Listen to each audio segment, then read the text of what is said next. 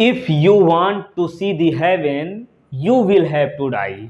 यदि आप स्वर्ग देखना चाहते हैं तो आपको वहां जाना पड़ेगा, बिना गए स्वर्ग नहीं दिखेगा। मतलब यदि आपको अच्छा नंबर लाना है तो आपको इसके लिए एफर्ट करनी पड़ेगी, मेहनत करनी पड़ेगी। घर में उगते हुए सूरज और दौड़ते हुए घोड़े की तस्वीर लगाने से अच्छा नंबर नहीं आएगा। अच्छा नंबर लाना है, लाइफ में कुछ करना है, तो सूरज के उगने से पहले उठ जाइए और घोड़े से तेज दौड़िए, तो आपको मंजिल मिलेगी। तो फिजिक्स का पेपर गड़बड़ हुआ इसका मतलब ये नहीं कि पढ़ाई बंद करके बैठ जाओ, पढ़ने से कोई फायदा नहीं है, बिल्कुल फायदा है। यदि पढ़ने से फायदा नहीं है तो ना पढ़ने से क्या फायदा, ये बताइए। फिजिक्स में पेपर गड़बड़ हुआ तो उसका कवर केमिस्ट्री में करिए। तो केमिस्ट्री में जब से पेपर फिजिक्स का खत्म हुआ है उसके बाद से अभी तक पूरा हमने सर्च किया अच्छे से, और 6 टॉपिक में बांट करके पूरा हर चीज निचोड़ निकाला। 6 टॉपिक में प्रमुख अंतर कौन कौन से हैं, फिर रासायनिक अपक्रिया, प्रमुख नियम, सभी परिभाषाएं, परीक्षण और प्रयोगशाला विधि को भी इसमें शामिल कर लिया है। तो ये सब 6 टॉपिक क्रम से आप पढ़ लेंगे, जितना अभी हम बताएंगे उतना यदि पढ़ लेंगे किसी भी प्रकार से। देखिए हम जो है जितना बताएंगे इतना आपको पढ़ना है, जरूरी नहीं कि इतना हम ये 2 दिन में पढ़ा पाएँ, कहीं से भी इसको आप पढ़ लीजिए। वैसे एग्जाम और जो है अब तक जो है साल भर में आपने कुछ ना कुछ तो पढ़ा ही है, इसको रिवाइज कर लीजिए अच्छे से, ठीक है। देखिए कल फिजिक्स के पेपर में सुबह 7 बजे हमने अपलोड करना शुरू किया, वो हुआ जाके 11:30 बजे के बाद, तो कोई फ़ायदा नहीं हुआ उसका। तो ये संसाधन की कमी की वजह से नहीं कर पा रहे, नहीं तो जो है एक दिन में ही पूरा कंप्लीट हो जाता ना। तो 60 वीडियो में पूरा हम बताएंगे कि कितना आपको पढ़ना है केमिस्ट्री में अच्छा नंबर लाने के लिए। तो ये जो टॉपिक बताएंगे इतना पढ़ेंगे आप, इसके बाद कम से कम 3-3, 4-4 प्रैक्टिस सेट सॉल्व करेंगे तो गारंटी है आपकी अच्छे से अच्छा नंबर आ जाएगा, मैक्सिमम नंबर स्कोर कर पाएंगे। तो चलिए शुरू करते हैं क्रम से। प्रमुख अंतर में हमको पढ़ना है, इसको नोट कर लीजिए और तैयार कर लीजिए क्रम से।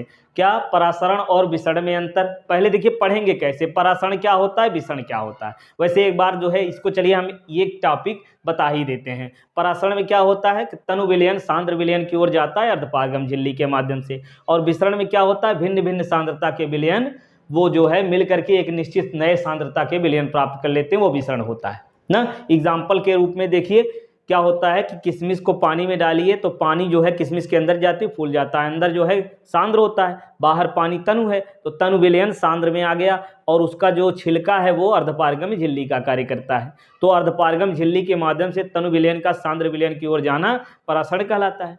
और जो है एक पानी है और दूसरा ये शरबत बना हुआ है, या कह लीजिए उसमें चीनी की मात्रा ज़्यादा है, दोनों को मिला देंगे। देखिए पानी में चीनी, एक घोल है जिसमें पानी में चीनी की मात्रा कम है, दूसरा घोल है जिसमें पानी में चीनी की मात्रा ज़्यादा है, दोनों घुल गया है, ठीक है।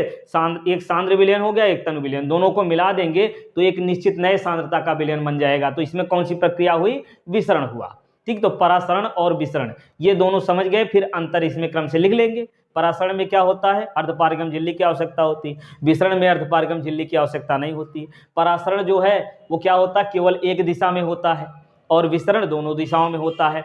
परासरण में तनु विलयन सांद्र विलयन की ओर जाता है, और विसरण में क्या होता है कि दोनों दिशाओं में होता है, या कह सकते हैं कि सांद्र विलयन तनु विलयन में मिल जाता है, ठीक है। तो इस प्रकार से अंतर जो है अच्छे से तैयार करेंगे। दूसरा विद्युत अपघटनी सेल गैल्वेनिक सेल में अंतर। तीसरा SN1 अपक्रिया SN2 अपक्रिया।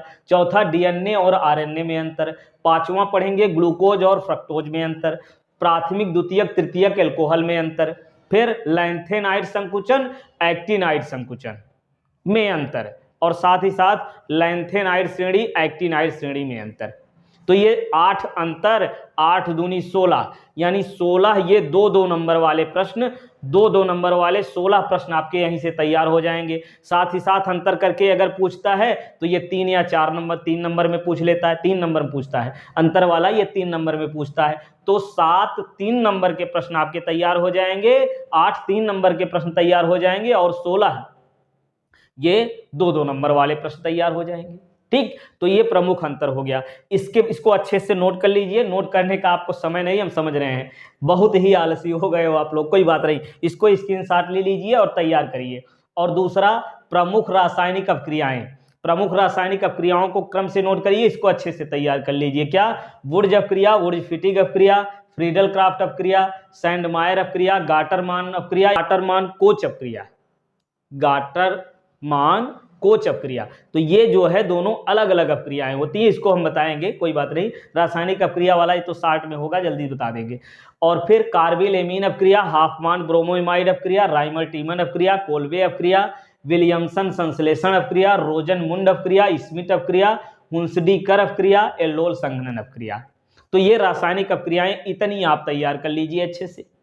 ठीक, अब देखिए इसको स्क्रीनशॉट लीजिए, ये प्रमुख रासायनिक अपक्रियाएं हो गई आपकी।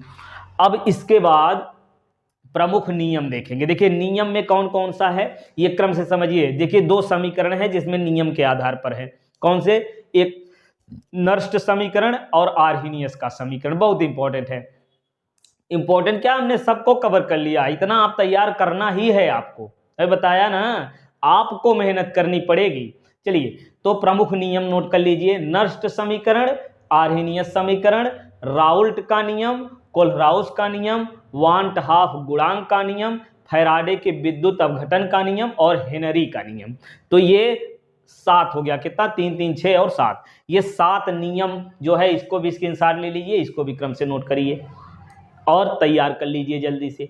इसके बाद अब समझेंगे सभी प्रमुख परिभाषाएं। परिभाषाओं में क्या है? मोलरता, मोललता, नार्मलता, मोल प्रभाज, और ये सूत्र सहित, ठीक है, सूत्र सहित इसको पढ़ेंगे। और क्वथनांक में उन्नयन, हिमांक में उन्नयन, मोलल उन्नयन स्थिरांक, मोलल अवनमन स्थिरांक। ठीक, तो ये सभी परिभाषाएं जितना अभी बोला इतना क्रम से, और इनके फार्मूले जो हैं उसको भी क्रम से नोट कर लीजिएगा। फिर इसके बाद परासरण विसरण, देखिए अंतर वाले में वहां से कंप्लीट हो गया, यहाँ फिर से रिवाइज हो जाएगा।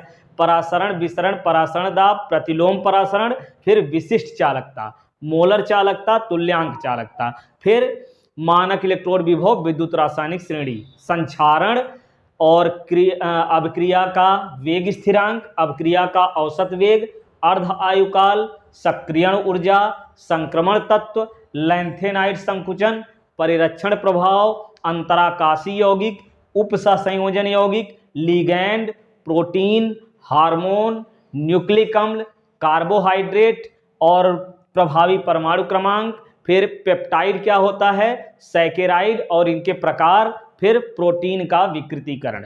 तो इतनी परिभाषाएं हैं, इनको भी क्रम से आप नोट कर लीजिए और तैयार कर लीजिए अच्छे से। ठीक है, फिर इसके बाद हम देखेंगे प्रमुख परीक्षण और प्रयोगशाला विधि कौन कौन सी है। प्रमुख परीक्षण में क्या क्या है आपको याद रखना है, ल्यूकास परीक्षण, मालिस परीक्षण, और फिर फेहलिंग विलियन, टालेन अपकर्मक। इतना ये परीक्षण वाला टॉपिक याद कर लेंगे। इसको जो है एक वीडियो में हमने बताया है, लिंक भी डाल देंगे, वहां पढ़ लीजिएगा। चारों परीक्षण एक ही वीडियो में बहुत ही आसानी से बनाया है। और इसके बाद प्रयोगशाला विधि आपको तैयार कर लेनी है, chloroform, diethyl ether, formaldehyde, formic अम्ल, एसीटोन और फिनाल। ठीक, तो इतना बनाने की प्रयोगशाला विधि भी आपको तैयार कर लेनी है। साथ ही साथ ये रासायनिक अपक्रियाएं 2-3 रासायनिक अपक्रिया और 2 या 3 बनाने की विधि। ठीक, तो इतना यदि आप तैयार कर लेंगे तो आपका पूरा केमिस्ट्री कंप्लीट हो जाएगा। इतना कंप्लीट करने के बाद 2 या 3 कम से कम मिनिमम डेली आज और कल मिला के 5 कम से कम अंशाल सॉल्व करिए, तो आपका ये 90+ 100% हो जाएगा। तो चलिए पढ़ते रहिए, हम भी आपके साथ मेहनत कर रहे हैं, प्रयास करेंगे इस वीडियो के बाद अगला ये प्रमुख अंतर वाला ये टॉपिक पूरा कंप्लीट करा दें हम अगले वीडियो में आज ही।